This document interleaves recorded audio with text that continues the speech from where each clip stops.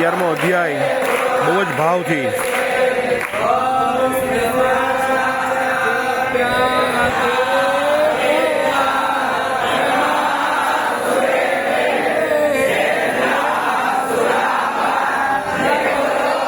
બહુ મહત્વનો અધ્યાય છે 11મો. બહુ જ ભાવથી કરાવી છે. આજે 14 જૂન 2025 શુભ શનિવાર. ચોથો પાઠ થઈ રહ્યો છે અત્યારે.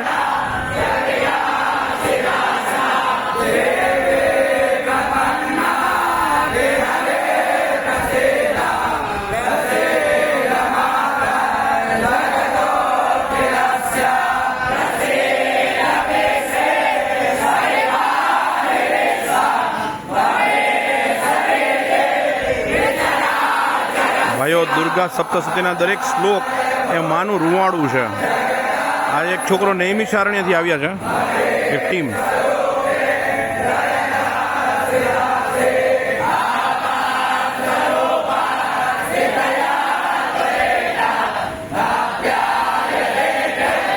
જેનું નામ સવારે લઈ તો જીભ પાવન થઈ જાય એવું નૈમિષારણ્ય. ત્યાંનો દીકરો છે.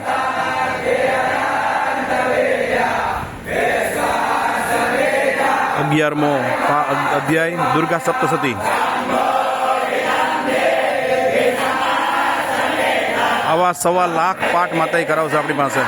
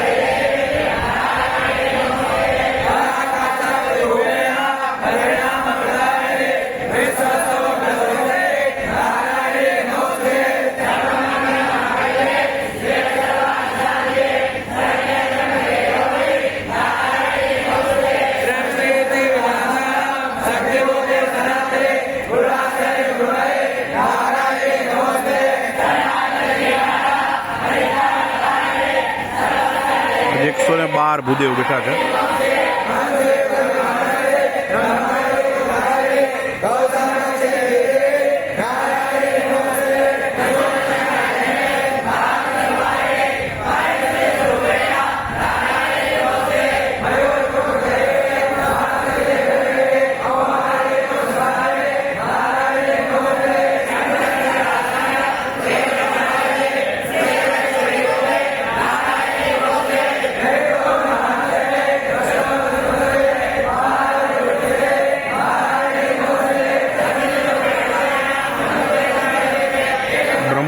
સૌથી મોટું અનુષ્ઠાન ભાઈઓ, દુર્ગા સપ્તશતીના 12 કરોડથી વધારે.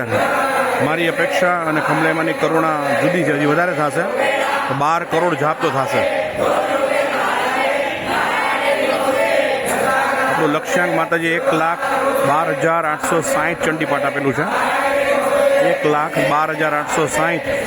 આપણી ગણતરી 1,21,000 સુધી પહોંચવાની છે. આવા સચોટ કોઈ પ્રોજેક્શન નહીં. તમે જુઓ મંત્રોચ્ચાર.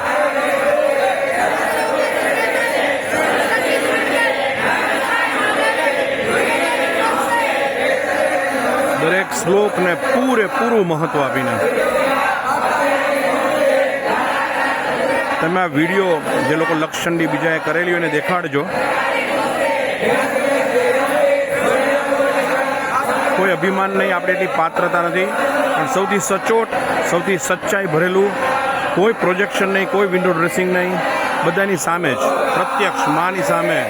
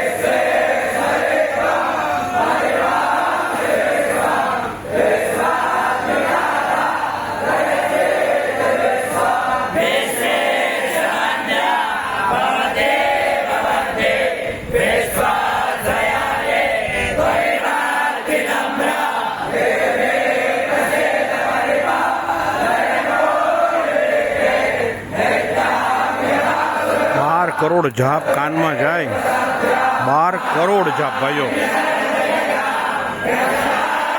બધાએ ઊંચા સ્વરમાં બોલવાના. માત્ર 99 મંત્રની માળા જ અને દેવી રહસ્ય. કોઈ છૂટછાટ નહીં, કશું જ નહીં. ફરીથી એકવાર વાક્યને વિરામ આપું. આપના જીવનમાં આપ વિદેશમાં વસતા હો, જ્યાં કાંઈ પણ હોય, ભારતમાં હો, જ્યાં પણ હો, જો આપના જીવનમાં કોઈક સારું કામ થઈ રહ્યું છે, ક્યાંક આપણે મોતના મુખમાંથી બચી જઈએ છીએ, ક્યાંક આપણને આપણા જીવનમાં આપણા બાળકો ખુશ છે, આપણો પરિવાર ખુશ છે, અકારણ કંઈક ને કંઈક આપણે ખુશી પ્રાપ્ત થાય છે. અને જો જીવનમાં દુઃખ આવે તો માં આપણને સમજાવે છે કે બેટા આ કારણે દુઃખ છે, એટલે આપણે રિકન્સાઇલ થઈ જાય છે અને દુઃખ રહેતું નથી. તો જો આવા બનાવો બનતા હોય તો અવશ્ય માનજો કે બ્રહ્માંડમાં તમારા વતી, તમારા થકી ક્યાંક ને ક્યાંક કોઈક ધાર્મિક કાર્ય અવશ્ય થઈ જ રહ્યું હશે. જય અંબા, જય ખંભલાઈ માં, કેવળ તુજ કરુણા.